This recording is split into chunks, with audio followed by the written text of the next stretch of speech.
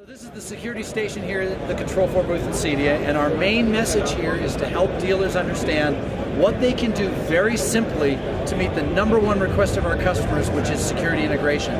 We have found in our studies that only 13% of Control4 systems actually have a security system integrated, but we know that 95% of the homes actually have a security system. So what's the problem there? Well, the simple thing is that most dealers just don't know the few small things that they can do to make the customer extraordinarily happy with their system and to have it integrated with a security system.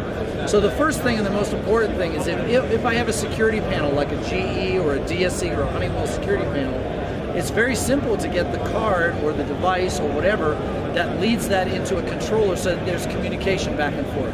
So for example, if I decide with my little remote here that I want to arm the system, I can press lock, and you'll notice that first of all my doors lock. You can see that all my touchscreens go to the security system, and all of the communication on the touchscreens say what the security system already know is that there's a delay in progress. When it's all done, it'll say armed and ready to go. So that's a simple integration. All I had to do is spend about 5 minutes adding this to my project and programming that button to send an arm command to the Control4 system. So that one piece alone means that now I as a customer can carry this with me and know that I'm safe. Now if I'm carrying this, the next thing that's really cool is I've got this little button here that allows me to what happens when I'm coming home and the house is kind of dark and I'm afraid.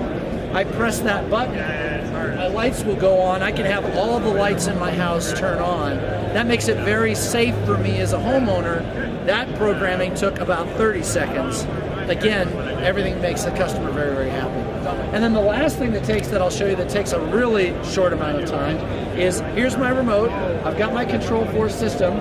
Sure, you've always been able to go to the security screen and see all of the different cameras that are on your system.